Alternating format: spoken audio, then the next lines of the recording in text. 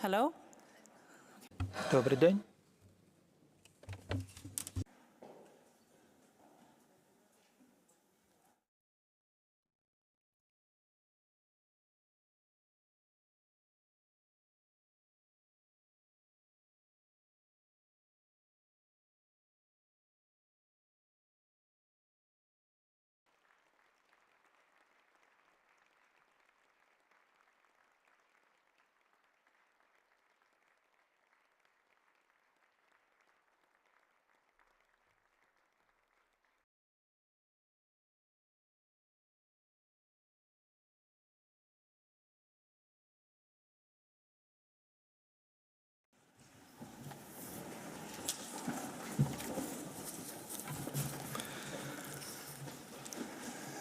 Mr. Speaker, dear Ruslan, members of Parliament, Your Excellencies, distinguished guests, ladies and gentlemen, welcome to this unique occasion at the Swedish Parliament, the Riksdag.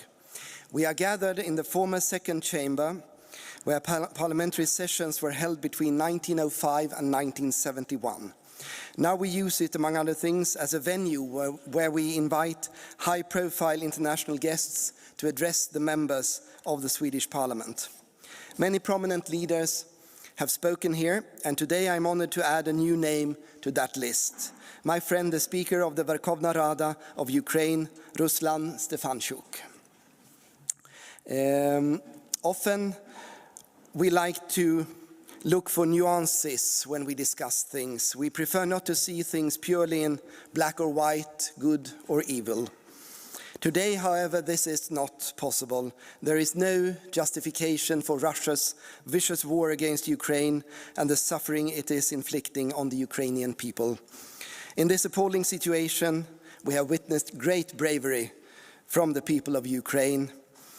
Not least have we been impressed by the fact that the Verkhovna Rada, the Parliament of Ukraine, has been able to continue functioning throughout more than 1 year of brutal war. That shows the strength and resilience of the Ukrainian democracy. We are all honored by the fact that the Speaker of the Verkhovna Rada of Ukraine is willing to address us here in the second chamber today. I can assure you, Mr. Speaker, dear colleague, that the support for Ukraine is solid in the Swedish Parliament. We stand with you in this struggle because freedom matters, peace matters, Ukraine matters. Welcome, Mr. Speaker. Now it is my privilege to give the floor to you.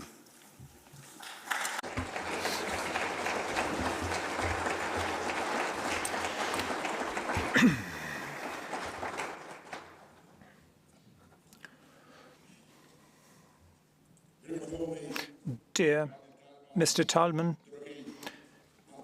dear Andreas,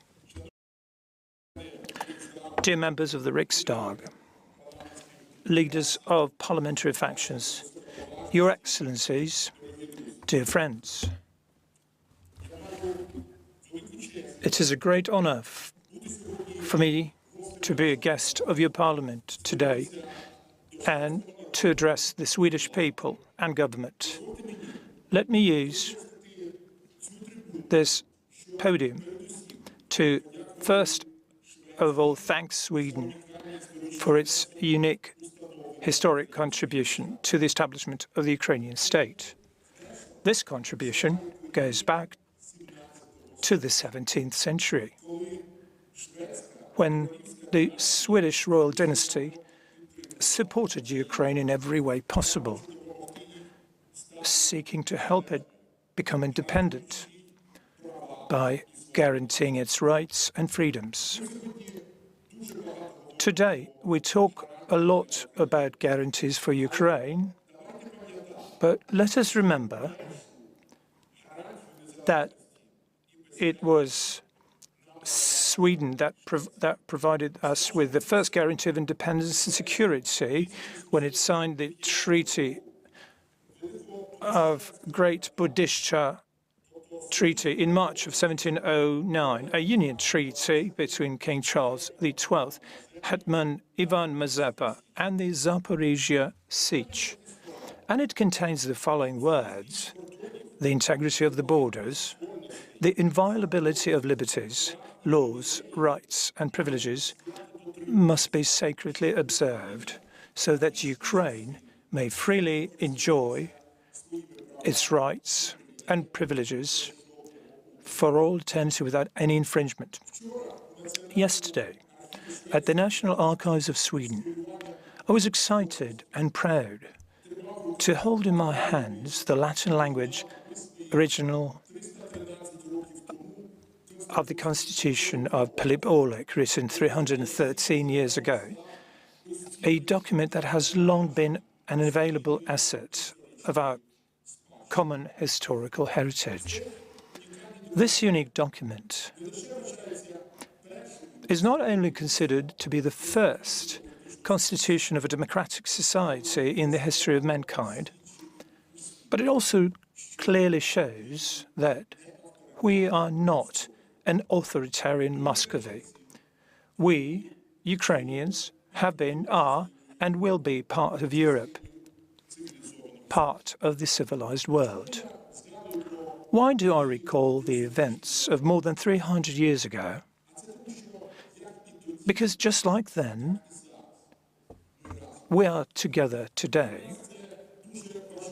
This is very important for us because Ukraine is going through the most difficult times in its modern history. We sincerely and perhaps naively believed that we had gained independence in 1991. But in fact, we are gaining it now. Because it is right now that Ukraine is paying an incredibly high and bloody price for its desire to live an independent life, to choose its own path of development and external priorities. The armed forces of Ukraine are heroically holding the line and defense, amassing strength and continuing to liberate their land from the enemy, meter by meter. Ukrainian towns and villages are being mercilessly attacked by missiles, artillery and drones every day. The enemy is destroying our infrastructure and is killing our civilians. Our children are abducted and taken to Russia. But despite all this suffering that our people are enduring, my speech today is a speech of gratitude. We are immensely grateful to Sweden and the Swedish people for the empathy, help and support offered literally from the first day of the full-scale invasion of the Russian Federation. I would like to particularly note the historic decision of the Riksdaghu on the 27th of February of last year to provide military assistance to Ukraine. This was the first decision by Sweden on external defense assistance since the Soviet armed aggression against Finland in 1939.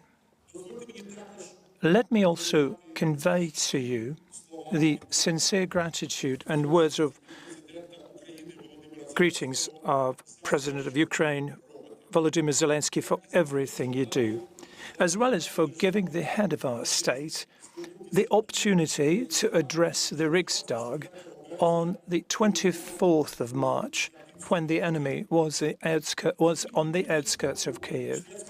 The level of support from the Swedish people is unprecedented and impressive.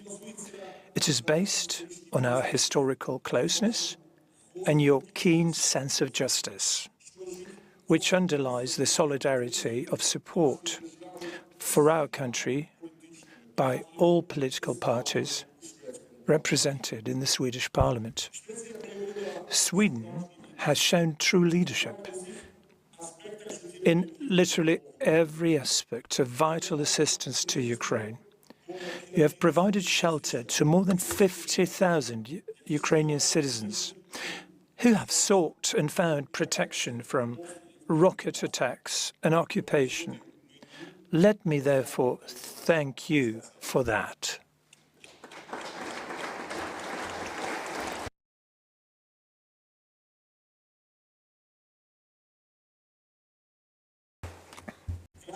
Your weapons, today help to defend our freedom and independence.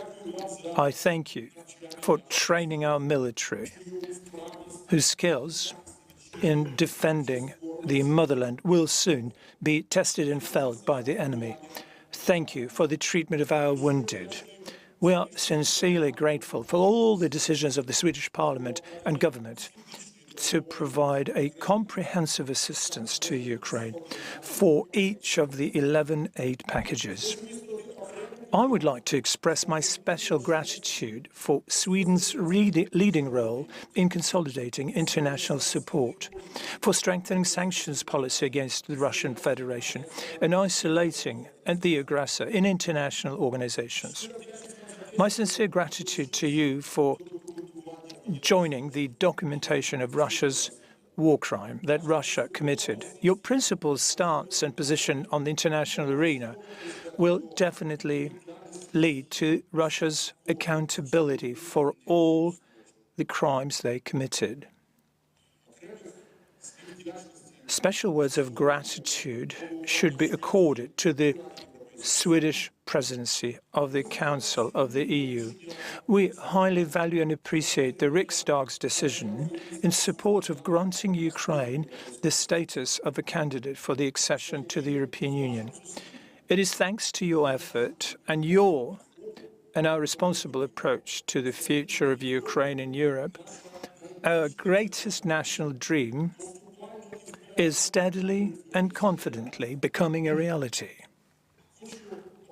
I would like to thank specifically for the events held to commemorate the victims of the Holodomor in Ukraine in 1932 to 1933. We highly appreciate and value the position of the Committee on Foreign Affairs that the famine of that time in Ukraine was a deliberate result of the ruthless actions and policies of the totalitarian Stalinist regime.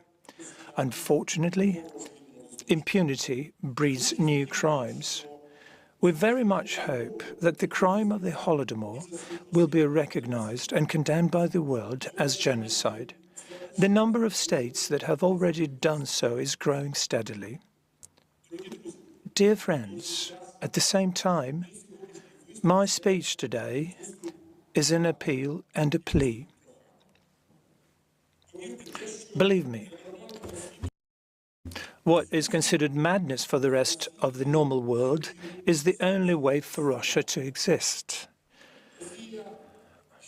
Russia lives by the totalitarian dogmas of historical revenge, not only for its military defeats in the past, but even for the fact that someone lives better than they.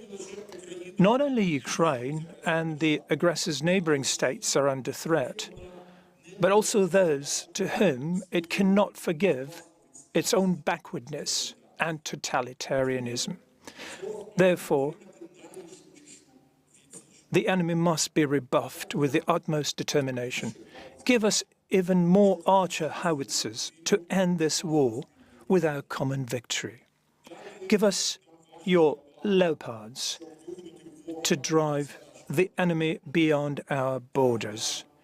Give us your Gripens to protect the skies over Ukraine.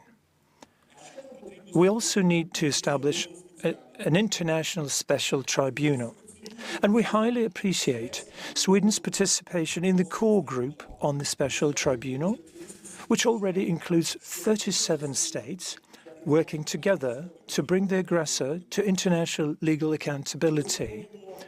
We are counting on the Swedish Riksdag's voice to vote in favor of recognizing the Russian Federation as a state sponsor of terrorism and the private military companies it funds, such as Wagner, as terrorist organizations. I also ask you to join us in supporting and implementing the peace formula offered by the President of Ukraine, Volodymyr Zelensky. Both we and you are ready and willing to become members of the North Atlantic Alliance. I want us to join our efforts and to declare openly about this to the entire world. We have nothing to fear. let the enemy be afraid of our unity. Dear members of the Riksdag, Ukraine and Sweden have many common pages of history, and today our peoples are adding another one. But its peculiarity lies in the fact that we do not read it, but we are writing it. And it is us who are responsible and on whom it will depend for what future generations will read in it. I'm grateful to you for your unprecedented unity, for your strong and decisive support for peace for our country, for our people, for the entire European continent. I'm confident that solidarity with Ukraine will only grow stronger, as it is now that it is decided how this terrible war will end. Like millions of Ukrainians, I believe in our common victory, and I really want us to celebrate it together both in Kyiv and in Stockholm. I want to see our beautiful flags flying together with the European Union flag to create a great blue and yellow sea of joy and unity. May we never forget our glorious and dignified past.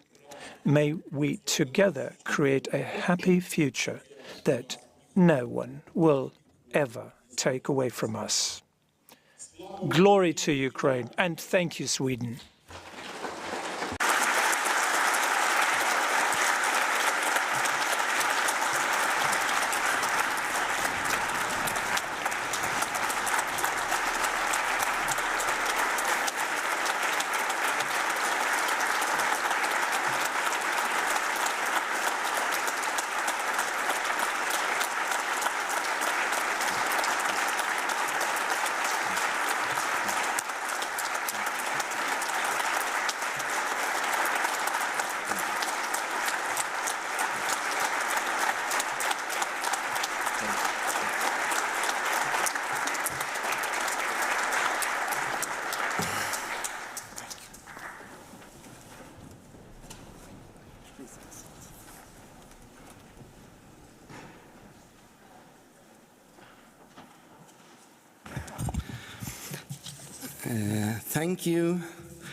Thank you, Mr. Speaker, for this powerful speech that I think moved us all.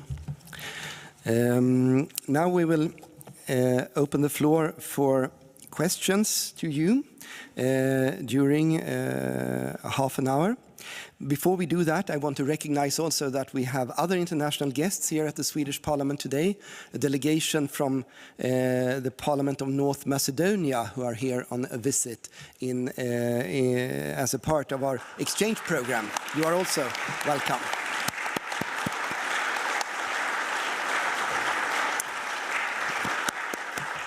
Thank you for being here today. First, and now I will give the floor to first 8 members, one from each of the parties in the Swedish Parliament, who will have 1 minute to ask you a question, which you may then answer. And if there is time left at the end, other questions may also be possible. First, Magdalena Andersson, party leader of the Social Democrats, please. Thank you, and Mr. Speaker, let me first of all thank you for visiting us here in Sweden. It's very much appreciated. And more than a year after the full-scale invasion, there is no doubt that President Putin underestimated the Ukrainian people's resilience. But he also underestimated us, the Western countries, to come quickly together to support you. And I must say was one of my proudest moments as a politician. And there was also an immediate recognition that you were not only fighting for Ukraine's right to live in freedom and democracy, you were also fighting for all of Europe, for our common values and ideas, and a Europe that you belong to. Therefore, we cannot let Russia win this war, and therefore we will continue to support you for as long as it takes. But we will also help you to rebuild your country, rebuild your roads, your schools, your playgrounds, your hospitals. And what I would like to hear from you is, how do we best help Ukraine to build an inclusive, cohesive, and prosperous country? Thank you.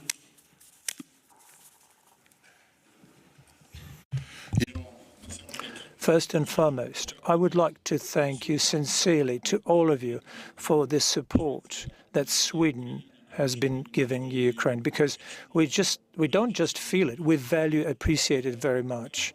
But your question is a very good one, a correct one, because this is the question, a forward-looking question, and it is very important for us that by finishing this war, and I want to see it happen as soon as possible, so that we could think about the future, so we could think about what kind of Ukraine we want to see in the future, because the rebuilding of Ukraine should become a success story for the entire civilized world, because we need to demonstrate to everyone that the principles and values that Ukraine is fighting today for have a significance and meaning for the entire world. And it's very important for me to feel every day this support coming from our friends. You were right saying that we saw a unique unity, not only around Ukraine, but around this battle for democratic values. Concerning specific cases that we're going to talk about, I know that a large program is now being prepared to rebuild Ukraine. We are creating a register of losses caused upon Ukraine. We are registering every crime committed on the territory of Ukraine, but it is of principal importance for us to see Ukraine to be rebuilt, and for the harm done to Ukraine, Putin and Russia should pay for.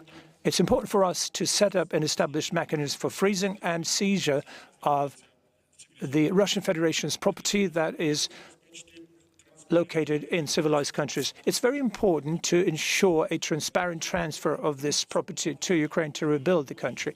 It is important for us to form an ideology of forming and building the countries going forward, because we will never be able to disappear of the neighborhood with Russia. They are geographically close to us. So we have to start rebuilding Ukraine with keeping in mind that it should be an eastern outpost of this civilization. It will be a fortress that will demonstrate to the entire world the victory over evil. And therefore, I'd like to thank you very much for your help. And please do join us in rebuilding Ukraine. We should together prove to the world that good will inevitably conquer evil.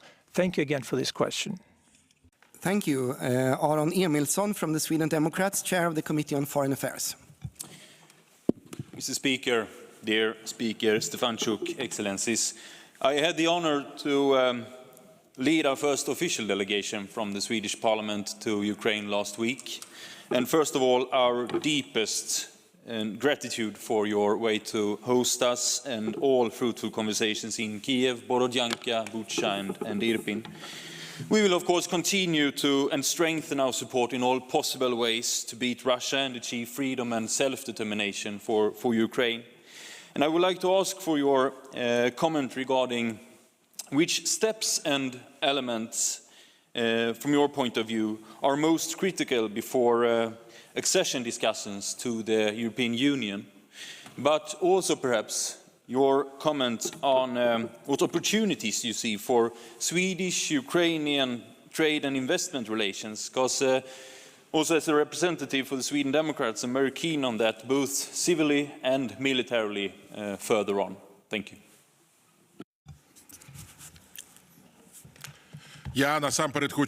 First and foremost, I'd like to thank you personally and your delegation that you led to Ukraine for the fact that you arrived in Ukraine on an official visit and you had an opportunity to see with your own eyes what is happening in Ukraine. I really value this experience that you had, because this is something that you will always remember.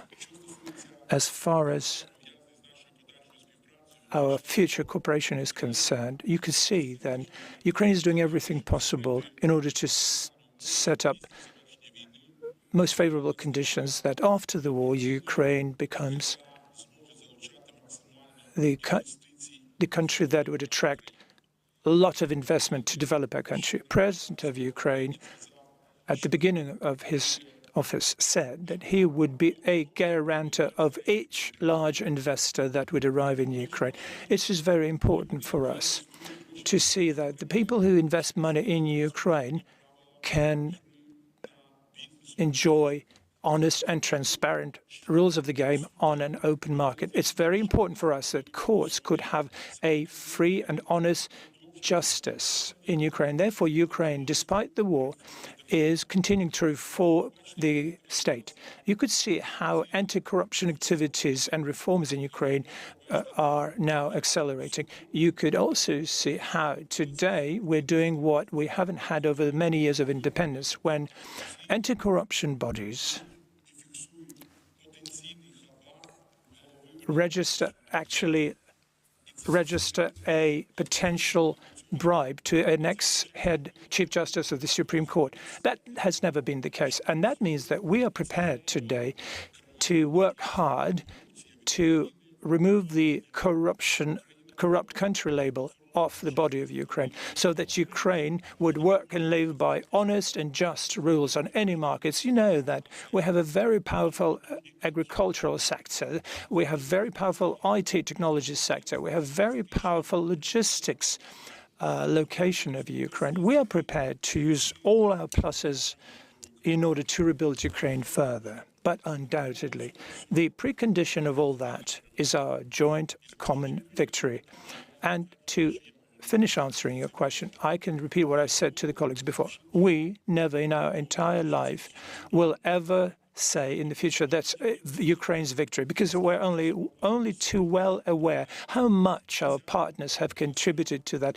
And the victory that we will have will be our common victory. Thank you. Hans Wallmark from the Moderate Party, Chair of the Committee on EU Affairs. Thank you. Mr. Speakers, we build security together. And we are also now approaching NATO summit in Vilnius in July. Sweden has high hopes for the Vilnius summit. We're looking forward to take place as the 32nd member state after Finland, that are now the newest member in NATO. We now only wait for the ratifications in 2 more parliaments. Mr. Speaker Stefanchuk, what hopes do you and Ukraine have on the Vilnius summit?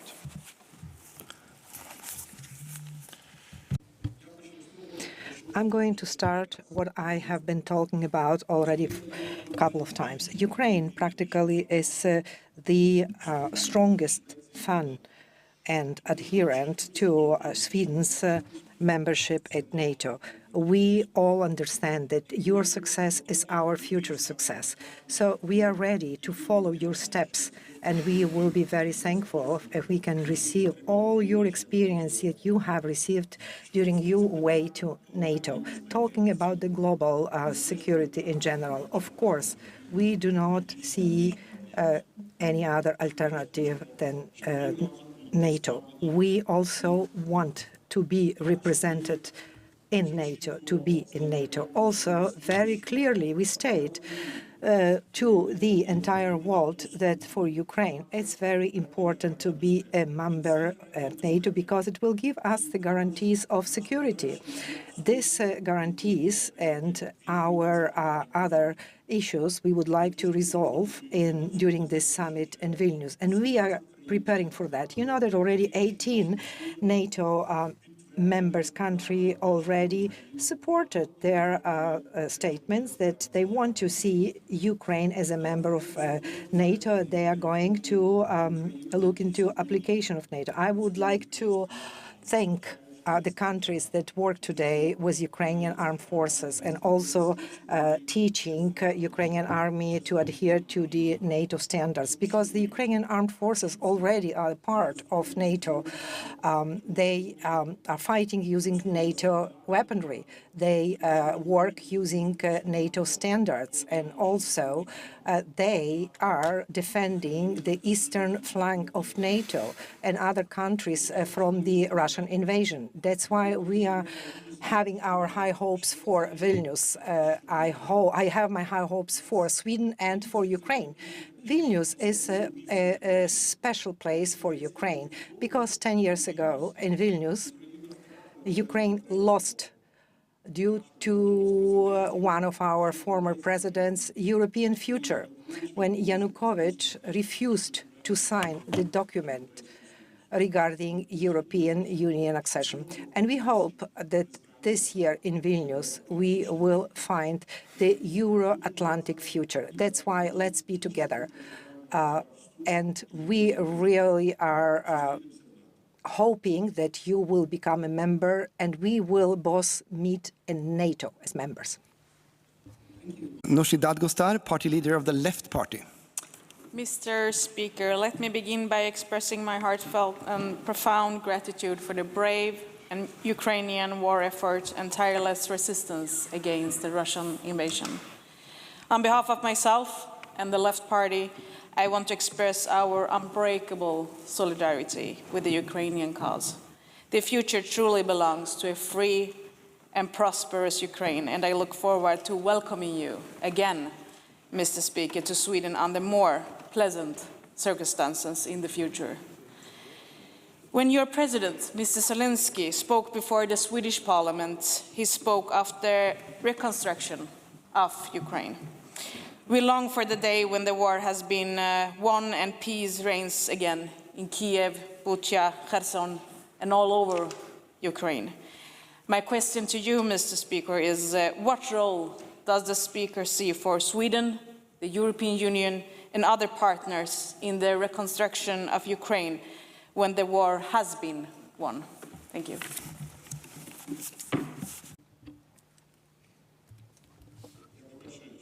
First of all, I would like to express my gratitude to the Parliament and my great friend Andreas for this opportunity to be here and have with you this frank and open discussion. I would like to thank you for these kind words of support. I'm going to convey these words to the Ukrainian people and Ukrainian soldiers, but your question is very correct. How our partners, Sweden, European Union, can help us in rebuilding Ukraine? That's practically all-inclusive question that is going to require consolidation, because it will be not only about the financial support from Sweden, European Union. We will not just need your experience that you already passed, the experience you have gathered and have now. We would like to see our citizens that are now in different countries of the world fleeing from this war. We would like to see them back in our country, bringing their experience, new experiences, and helping to rebuild our country. It's very important that all of these people who lost their dwellings, their houses, have found a way to start their new life in Ukraine. For us, it's very important that Ukrainian children that are kidnapped and taken away out of Ukraine would be back in Ukraine with their families. It's very important for us that each and every soldier that comes back from the front will be respected in the society and will have opportunity to socialize in peaceful times. For us, it's very important that each that perished in this world will be honored, because for Ukrainians, historically, what I'm talking about is a natural value. That's why I would be thankful that we all together can make all efforts for rebuilding Ukraine, for building a better future for Ukrainians. In the area of our cooperation, we have to find joint interest and cooperate with each other. In my opinion, I think after this war, Ukraine will be a new America that has to offer the entire civilized world new games of rule of games. That's why I would like you to invite helping us. Let's make this world better, because for this better world, our best are dying. Muharrem Demirok, party leader of the Center Party. Thank you. Mr. Speaker, Mr. Stefanchuk, and if you don't mind me saying, dear Ruslan, in Sweden and in Centerpartiet, you have a dear friend who will stand by you as long as you need, who will continue to support the Ukrainian government and people politically, financially, and militarily until the day the war is won and Russia has left all Ukrainian soil. From Centerpartiet, we are ready to further scale up military support, together with EU members and NATO nations. We are ready to assist further, not least with military training in Sweden of soldiers and pilots. The needs of the Ukrainian people are our priority. Thank you for standing at the front line of defending the Ukrainian territory, but also defending all of the European territory.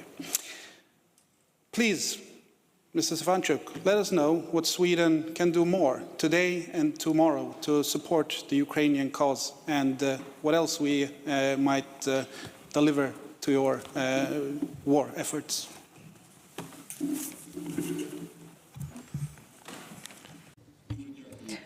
Thank you. Thank you very much for this question. It is. I'm pleased to hear that despite that this terrible war is waged already for more than a year, the first question I hear when I come to any country is, what else can we do for Ukraine? What does it mean? It means that we all together cannot agree with what Russia is doing in Ukraine, and we will continue fighting against it. I think that the soldier on the front line are really tired very much, but they heroically resist that the enemy will not go through Ukraine to Europe. And in my opinion, our support, our cooperation has to be based on the following main aspects. First, continuation of the military assistance. Ukraine needs further more military assistance, artillery, tanks, airplanes.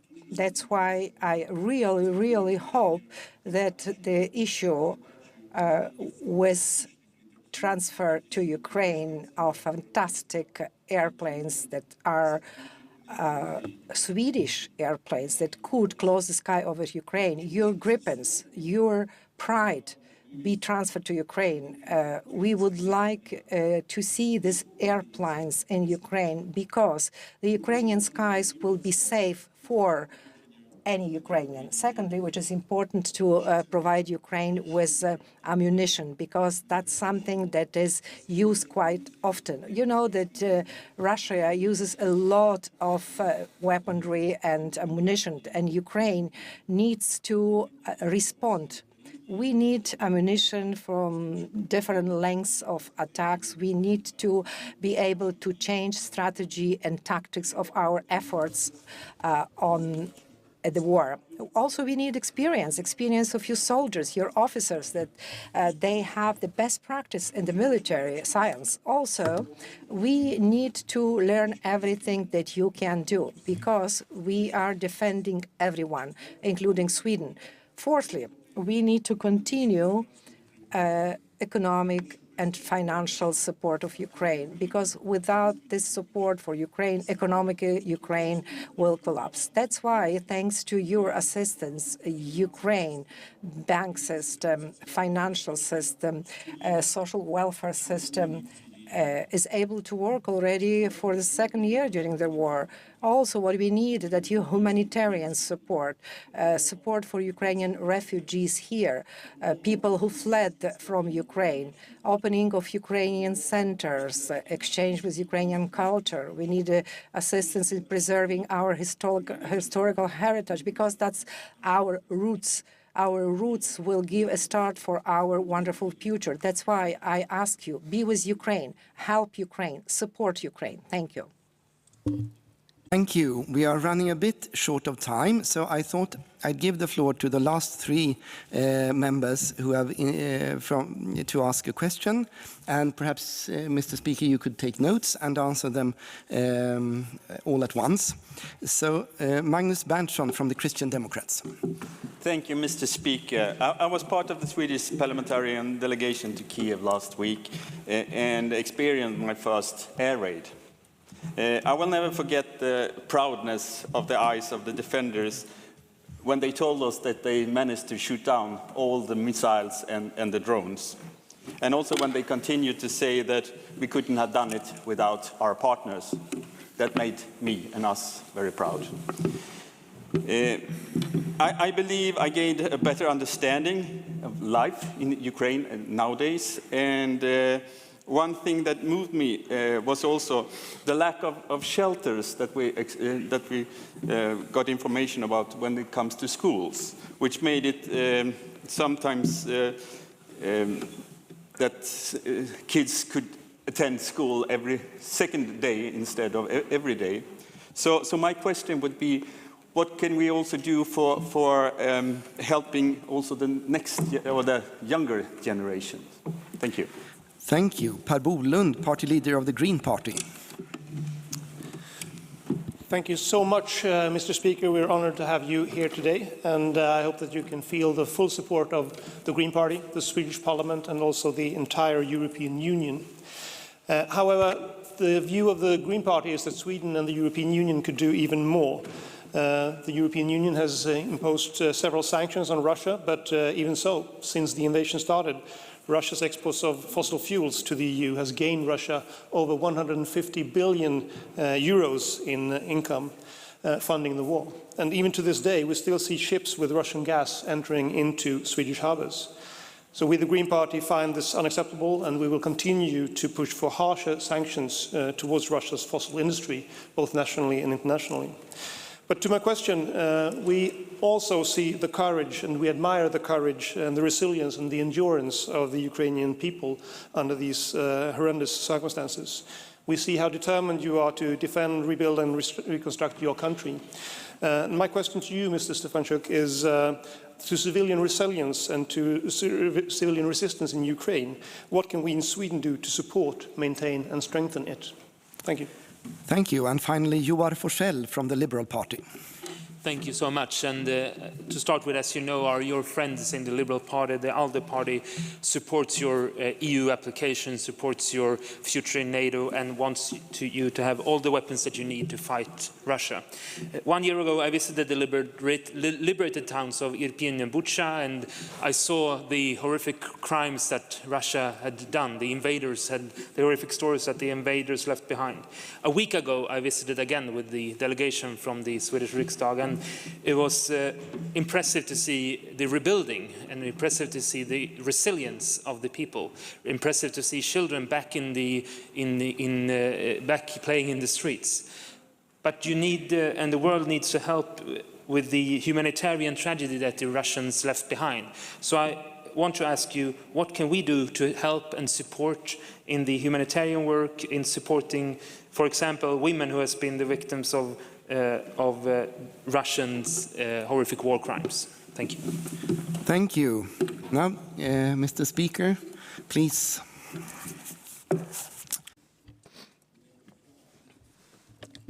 Okay. Distinguished Mr. Speaker, Andres, dear colleagues, it is very nice to feel here the unity of Riksdag around the Ukrainian issue. I really highly appreciate this unity. I highly appreciate that today we can conduct these beautiful discussions. Having your a question here about the bomb shelters. Yes, in Ukraine we have a new policy when we talk about city buildings.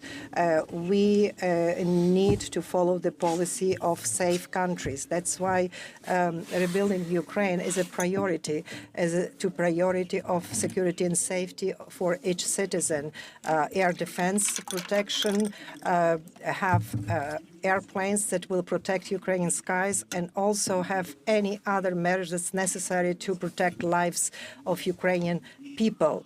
children as well, because person, it's a main value in Ukraine. Talking about the energy sources that are being delivered, I agree with you completely. We need to have a strong embargo against any products of energy sources provided by Ukraine. President Zelensky has as a separate point that we need to fight the ecocide that Ukraine is getting now from Russia. That's why ecology, it's very important. Sanctions against all things that Russia does against ecological standards. This issue is very important for us. Then, the topic of humanitarian assistance. What can we do for children and women? This issue are linked to the support, financial, humanitarian support, so they can be socialized much more, because after the war we will have need for psychological rehabilitation for Ukrainian citizens. It's a huge problem that we need to talk about. But also I would like to tell you that during the first day of the war, when I talked to my friends speakers and Andres, what I mentioned, the most terrible thing what I felt, that I didn't hear the smile and laugh on the streets of my cities. Today, we can hear children smiling and laughing on the streets, and we need to do everything possible that Ukraine will continue having laugh and talks on the streets, that life will be on the streets of our country. But I am sure that we can do it with you, my dear colleagues. That's why I would like to thank dear Andres, Mr. Speaker, representatives of the fraction in Rikstag, the royal family, and the entire Swedish people for incredible, huge assistance that we have from your country. Be with Ukraine. Be with Ukraine until the end, our victory. And furthermore, thank you, each of you. Thank you for your attention.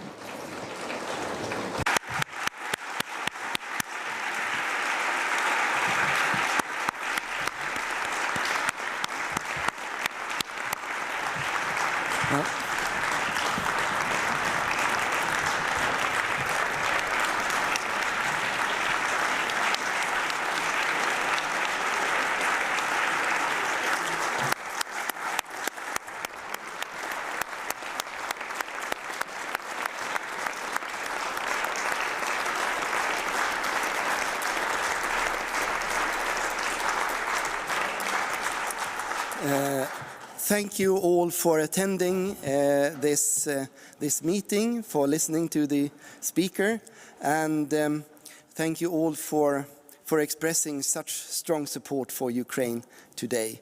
And Mr. Speaker, rest assured, we will keep supporting you for as long as it takes. That is the unified message that you have been receiving here today. Thank you very much for being here. Thank you for addressing us. Thank you.